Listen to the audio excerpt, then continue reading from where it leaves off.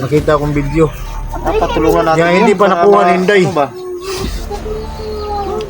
Puntahan kaya natin si Inday. Tanungin natin si Inday kung ano na ba, nakuha na ba yung anak si asawa ni J-Lord.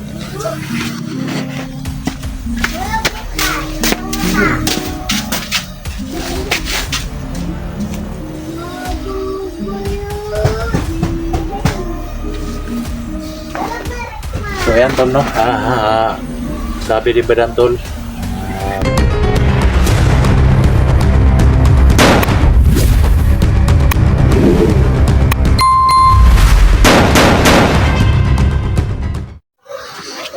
so ayan tol, magandang hapon po sa ating lahat, no?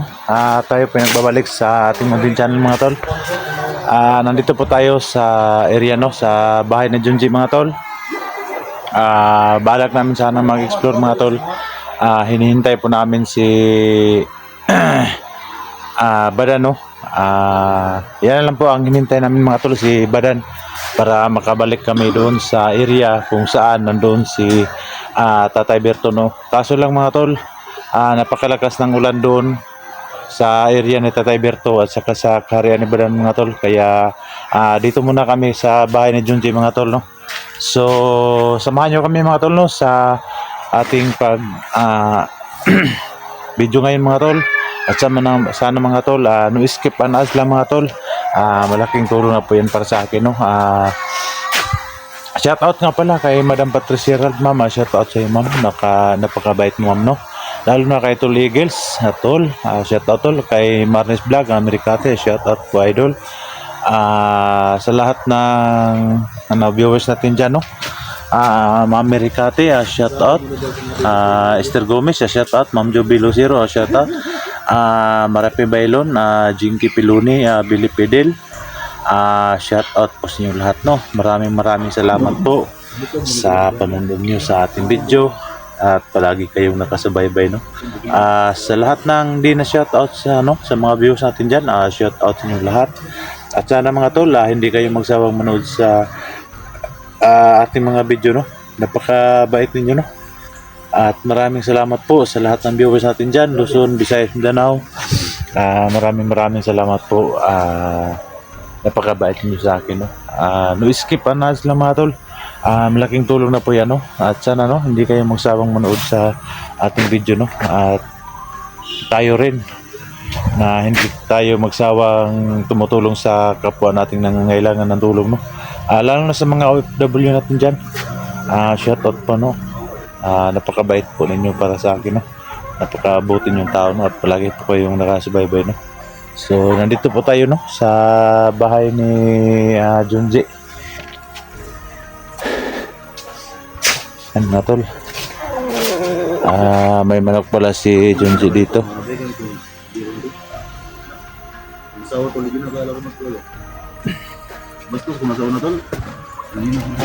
Yan. Buhay mo sulod pala. Ikaw na to, di na siya natin. Sama-sama po kami dito yung mga tol, no? Jigo X04. Dito lang muna kami mga tol kasi wala pang ano ba. Kasi may trada na mula. Nagbabuton to sila. Kabuto na to si Dante, nag-chat doon sa kuha nga mo sabay daw siya. Sabay na siya. Ano siya naman ron? Hapon naman ron. Pabuton to ko dito mga alas 5. Alisin ko, no? Pabuton na to. Lumapit na Jigo Pambato. Kung may nagditang bunog ba? Sige ka bunog. Ayan tol, si Badan. Si Badan at saka si GR Adventure. Sabi ni Badan kahapon tol, gusto daw niya na magpunta kami kay Gus J-Lord. Kasama ka daw.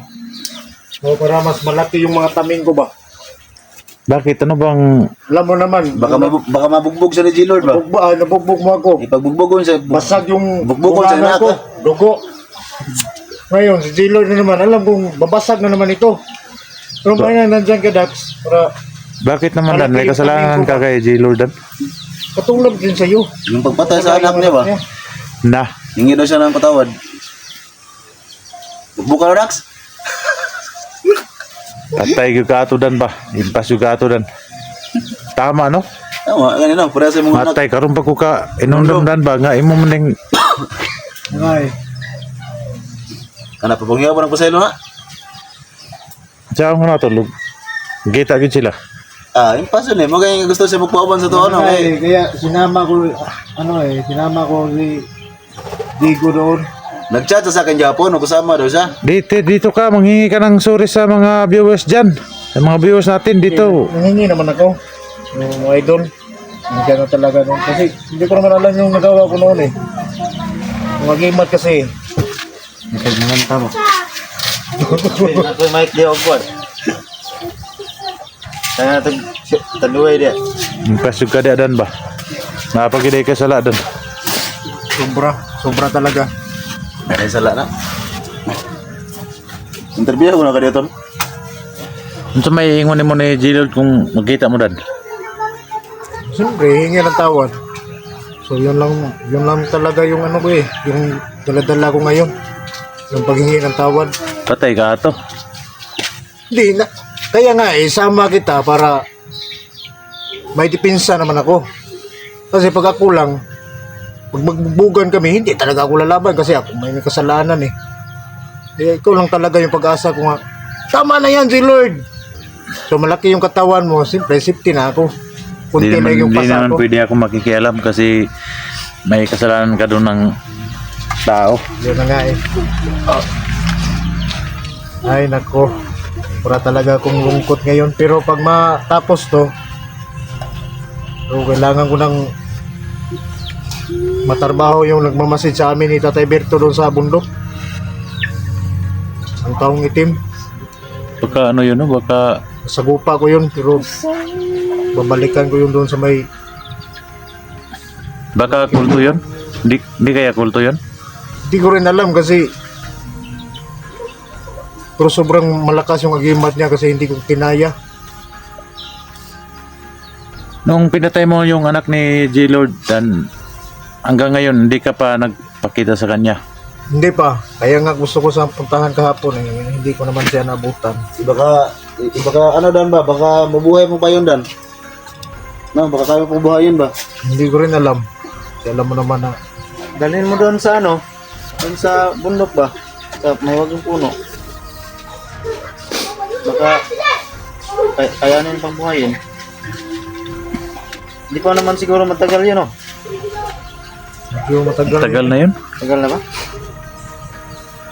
Di ba tayo magkasama doon tol yung pinatay niyang anak ni G-Lord?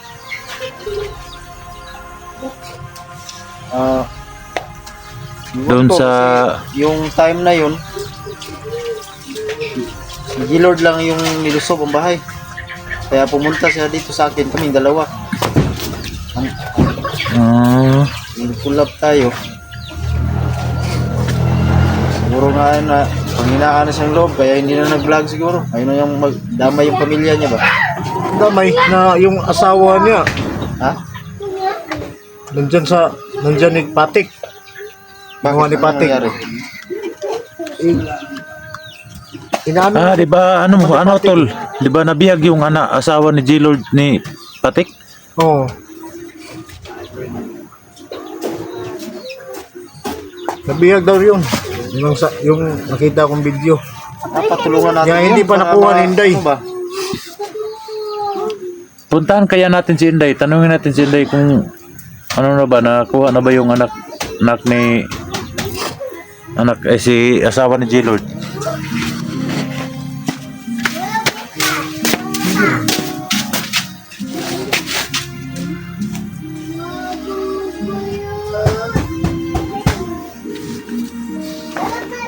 So ayan tol no, sabi ni Badan tol, patulong siya sa akin na pumunta daw kami sa kay G-Lord para humingi daw siya ng tawad kay G-Lord no. Kaso lang pinuntahan nyo kahapon na no. Oo, pero hindi namin nabutan. Siguro. Maya o dyan ba? Kasi nabutan namin doon, bata lang eh. Kaso mga tol, kahapon, pinuntahan nila yung bahay ni G-Lord 06. Wala doon si G-Lord, no? So, sabi ni Madan, patulong siya sa akin para pumunta doon para humingi siya ng tawad ni G-Lord 06, no? Kasi mga tol, nahirapan po kami, no? Kasi yung asawa pala ni Ghost G-Lord 06 ay hanggang ngayon ay bihag pala ni ni Patik, no? Sinong kasama ni yung asawa ni G-Lord ba? Si Inday yung kasama ni G-Lord. Hindi, yung kasama sa asawa ni J-Lord, si Inday. So, nabihag yung asawa ni J-Lord, kaya si Inday na lang yung nag-hanap. Pero hanggang ngayon, hindi pa man na ni Inday. Mas mabuti siguro kontakin natin si Inday para matulungan natin para ma-rescue yung asawa ni J-Lord. Pwede rin. Hanap ka ng paraan para patawarin ka ni J-Lord. Oo. Nangako eh. Kaso hindi ko lang nabutan talaga kahapon. Kaya ngayon, sumama. Si Tigo, sumama naman sa akin. At sa ikaw, samahan mo ako. Siyempre, parang makikita ko ng sarili ko na hindi naman. Nagawin ko kayong taming. Pero at least naman lang, hindi na ako masyadong yung bugbog sarado, di ba tol? Kasi nandyan naman kayo. Matulungan ako. Ano talaga yun? Mag-isa ka lang doon? Baril ka pa nun. Tapos nga eh. Nagbog yung white ko. Saka ba? May sabay si Dax, Digo. Kung ka pumunta doon na ikaw lang mag-isa. Pagka pagdating mo doon, di ka pa nakapunta doon sa pakuran ni J-Lord, binaril ka na. Ano nga eh. Kaya si Jigo yung pinalapit ko. Tinanong ko si Jigo, anong nakita mo doon? Sa bata lang yung nakita ko. Sa bata ko yung lang tinanong. Ganun. Pero, kahit na anong gawin ni G-Lord sa akin, tanggapin ko kasi malaki naman talaga yung kasalanan mo. Pero kung ganito lang sigurong isip ko noon, hindi naman ako gagawa ng ganyan eh. Pero kahit wala ako sa sarili noon, kailangan talagang gagawa ng paraan. Manghingi ng tawad. Kaya nga eh. Kasi yun na yun. Kailangan natin puntahan doon at saka humingi ka ng tawad kay J-Lord. Alam ko naman na sobrang galit talaga ni J-Lord sa'yo. Ay napag-isip-isip yung kahapon ko. Doon.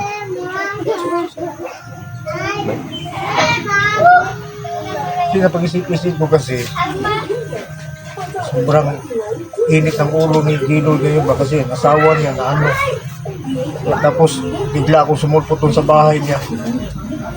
Talagang wala sa sarili yun. Kaya nga kailangan ko talaga ng tulong niyo para kasi kaibigan yun eh. Kaibigan mo si G-Lord. Ano lang siguro pag hindi tayo makapunta doon kasi malakas ang ulan, bukas na lang po siguro. Hindi rin, hindi. Bukas puntahan natin.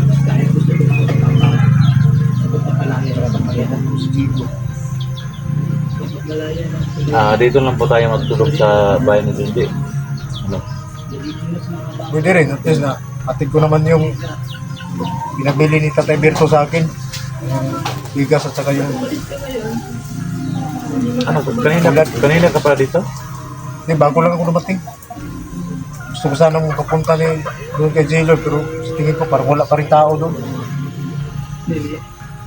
Kasi na siguro. Tol, baka pwede na kung dito na lang muna matulog, Tol. Hindi na, malaki yung kwarto ko dyan. Kasya tayong apat dyan. Dito lang tayo matulog. Portable naman ako kasi nandiyan na si Dag. Dag sa May may duyan dyan. Yan, may banig.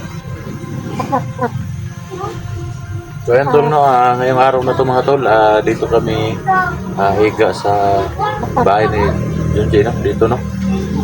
Bukas mga tol, puntahan po namin doon si Ghost J Lord 06 para makita sila ni Badan, no? Magkita sila ni Badan at humingi si Badan ang tawa doon kay Ghost J Lord. Kasi alam naman natin mga tol na anong ginawa po ni Badan sa anak ni Ghost J Lord 06, no? Kaya bukas mga tol, sasamahan ko si Badan doon sa kay J Lord 06. Kasama ko po bukas, no? Pumunta kami doon si Jigo, si GR, si Badan. Hihingi siya ng tawa doon sa kay ano, no, kay Ghost J Lord, no. So abangan nyo bukas mga tol ang bawat explore namin mga tol, na bawat upload namin mga tol. Pumunta kami doon bukas sa bahay ni Ghost J Lord para humingi si Badan ng sorry doon kay ano, J Lord, no. So hanggang dito lang po tayo mga tol. Abangan niyo po mga tol ang bawat update sa paghingi ni Badan ng sorry sa kay Ghost J Lord mga tol. So hanggang dito lang po tayo.